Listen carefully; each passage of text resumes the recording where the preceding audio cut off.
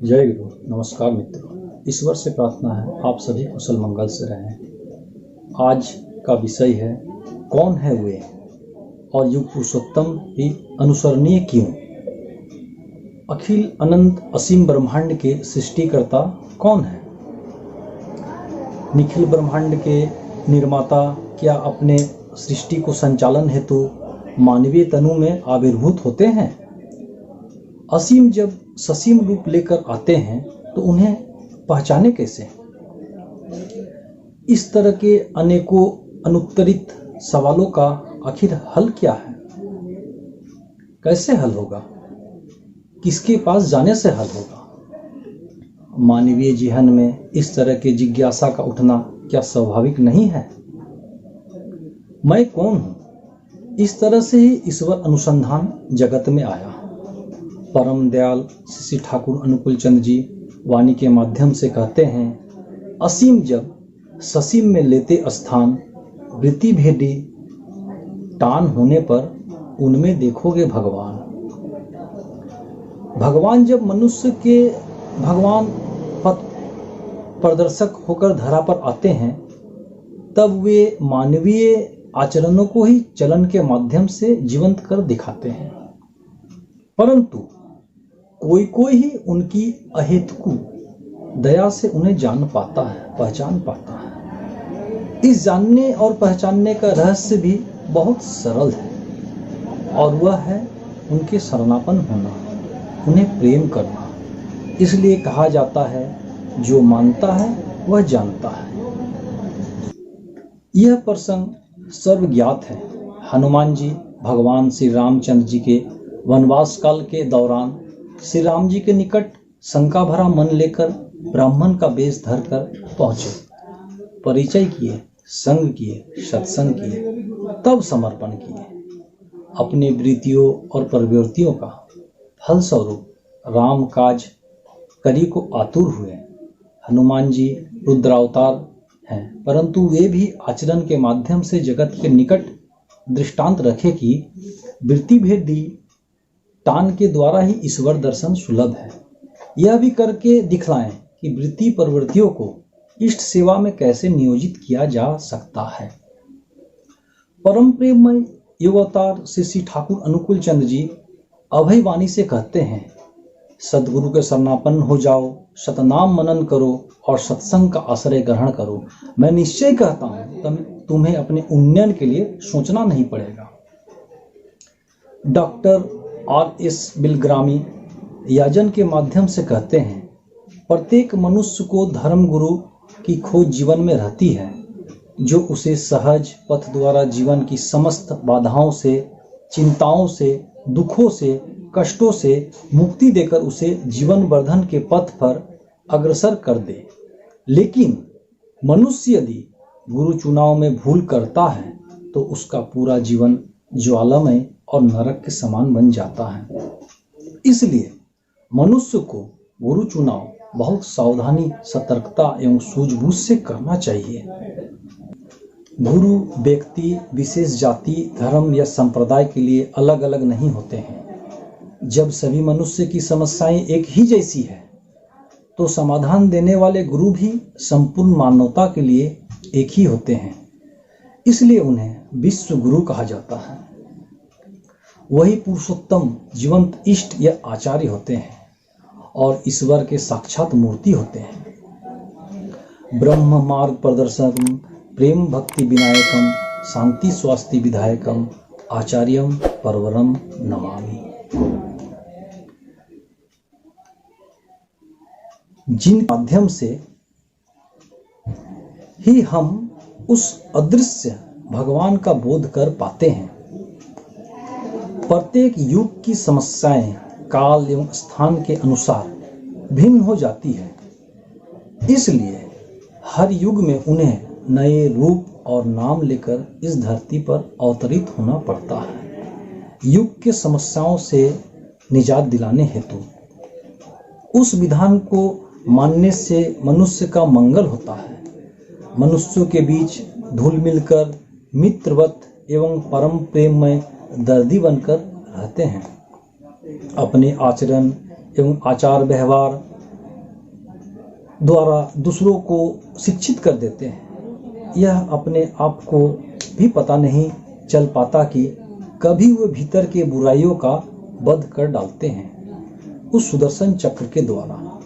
सूक्ष्म दर्शन का बोध चक्र का उद्भेदन कर देते हैं। इस तरह ज्ञात अज्ञात चलन में जो दोष रहता है हमें पता भी नहीं चलता। हम शिक्षित, व्यवहार कुशल एवं सुसंस्कृत बन उठते हैं। यही है कलिक शब्द का अर्थ, उत्प्रगति परायण हो उठना। कलिक अवतार वहाँ सार्थक होते हैं जब मनुष्य जीवन में सार्थकता उतर आती है। मनुष्य एक अमृतमय जीवन का रसावदन कर अपार शांति और आनंद का अनुभव करने लगता है। फलस्वरूप सत होने और सतयुग में जाने का अर्थ मिलता है। जिन्हें जीवन में गुरु नहीं है वे तालाब या पोखर में रहने के समान ही है। गुरु का जीवन में प्रवेश के साथ ही उसका जीवन नदी के समान प्रभामयी हो उठता है। ठाकुर जी कहते हैं, विस्तार में अस्तित्व खो दो, बुझो नहीं, विस्तार ही जीवन है, विस्तार ही है प्रेम। अतः वृद्धि ही जीवन है, स्थिरता ही मृत्यु। पड़े पड़े मरने से चलकर मरना अच्छा है। परमदयाल से श्री ठाकुर जी की यही सीख है। गुरु चुनाव के विषय में धर्मशास्त्र क्या कहता है? धर्म ग्रंथों में लिखित विगत अवतारों की वाणी के माध्यम से ही हम सबों को यह जानकारी हुआ है कि वे हर युग में अवतरित होते रहेंगे। जब जब उनकी सृष्टि पर धर्म की ग्लानि होगी और मानवता त्राहिमाम त्राहिमाम कर चित्कार करेगी, तब तब वे विश्व गुरु के रूप में उनकी रक्षा, उद्धार तथा धर्म की पुनः स्थापना हेतु इस धरती पर मनुष्य रूप में अवतरित होंगे। श्री त्रेता युग में पुरुषोत्तम श्री रामचंद्र जी की वाणी को संत तुलसीदास जी बड़े सरल शब्दों में रामचरितमानस में लिखते हैं। जब जब होई धर्म के हानि, बढ़ई असुर अधम अभिमानी, करही अनति जाय नहीं वरनी, सिदही वृक धेनु सुर धरनी। तब तब प्रभु धरी विविध शरीरा, हरई कृपा निधि सज्जन पीढ़ा। द्वापर युग में प्रभु श्री कृष्ण जी जब आए, गीता में कहा, यदा यदा ही धर्मस्य ग्लानि निर्भवति भारत, अभ्युत्थानमः धर्मस्य तदात्मानं सृजाम्यहम्। परित्राणाय साधूनां विनाशाय दुष्कृतां, धर्म संस्थापनार्थादि संभवामि युगे युगे। भगवान श्री कृष्ण गीता 9वें अध्याय श्लोक 5 के माध्यम से अपने गुप्त रहस्य को स्पष्ट करते हुए कहते हैं, न च मत्स्थानि भूतानि पश्चिम योगम ईश्वरम भूत भिन्न च भूतस्थो ममात्मा भूत भावनः। मैं ही भूतों को धारण पोषण करने वाला एवं भूतों को उत्पन्न करने वाला भी हूँ, परंतु मेरी आत्मा वास्तव में किसी भी भूत में स्थित नहीं है, परंतु विगत समस्त भूतों को मैं स्वयं धारण करता हूँ। इसलिए जो मुझे नमन करते हैं, अन्य भूतों को वह नमन स्वतः पहुँच जाता है। युग धर्म, क्योंकि युग पुरुष में ही मूर्तिमान होता है, इसलिए युग पुरुष का जब जब आविर्भाव हुआ है, उन्होंने बड़े स्पष्ट वाणी में मानवता के बीच इस बात की घोषणा की है कि तुम मेरी शरण में आओ, मेरे पास ही तुम्हारे उद्धार एवं कल्याण का एकमात्र पथ है। भगवान जब बुद्ध के रूप में आए तब उन्होंने वाणी में कहा, बुद्धम शरणम गच्छामि, धर्म शरणम गच्छामि, संघम शरणम गच्छामि। प्रभु यीशु मसीह के रूप में आए तो उन्होंने वाणी दिया, I am the way, I am the truth, I am the light, no one comes to the father expect to me. Quran शरीफ में मोहम्मद रसूल के रूप में आकर कहें, ला इल्लाह इल्लल्लाह मोहम्मदुर रसूलुल्लाह। परम प्रेममय ये अवतार से श्री ठाकुर अनुकूल चंद जी भाववाणी में व्यक्त हो पड़े। मुझको जो एक बार स्पर्श कर लेता है उसको मैं स्वर्ग के राज में उठा देता हूँ, उसके उपरांत वह मेरा सारूप्य लाभ कर लेता है। I am supreme soul the परब्रह्म। चरम में कलिक का चरम प्रकाश होता है। युग युग में जब जब पुरुषोत्तम का आविर्भाव घटता है तब वे बहुत स्पष्ट वाणी में घोषणा करते हैं अपने निकट आने का, क्योंकि उसी से मनुष्य इवोल्यूशन विवर्तन के पथ पर अग्रसर हो सकता है। उसी में उद्धार और वर्धन है।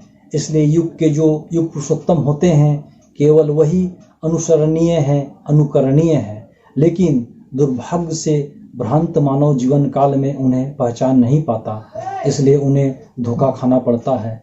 विगत काल में और वर्तमान काल में ऐसे अनेकों उदाहरण हैं जिनकी तपस्या, भक्ति और निष्ठा अपने आराध्य के प्रति अटूट रही, लेकिन वे लोग उस युग के पुरुषोत्तम को पहचान नहीं सके, जिससे जीवन उनका सफल नहीं हो सका।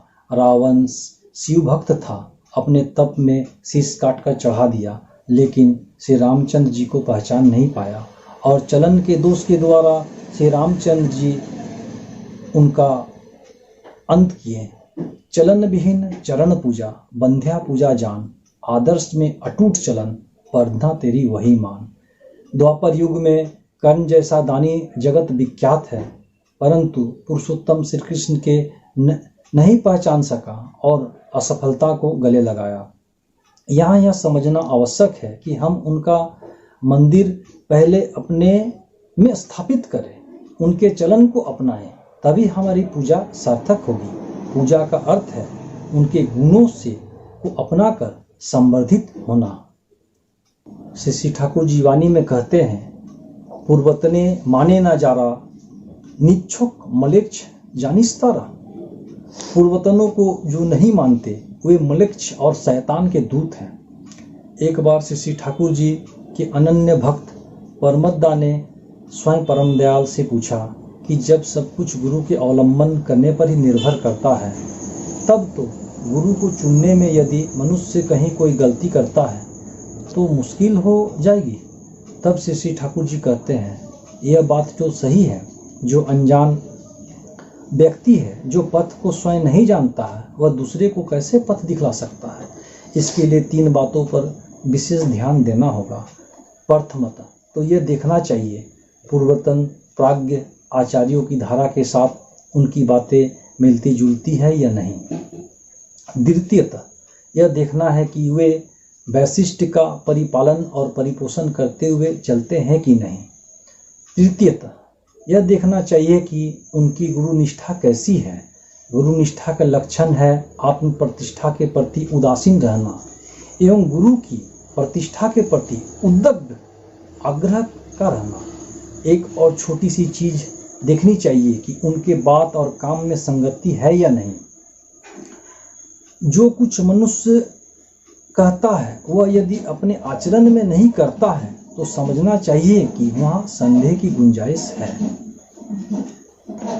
फिर भी उनकी जड़ ठीक ना हो तो बात और काम में संगति रहने पर भी वह अनुसरण योग्य नहीं हो सकता है।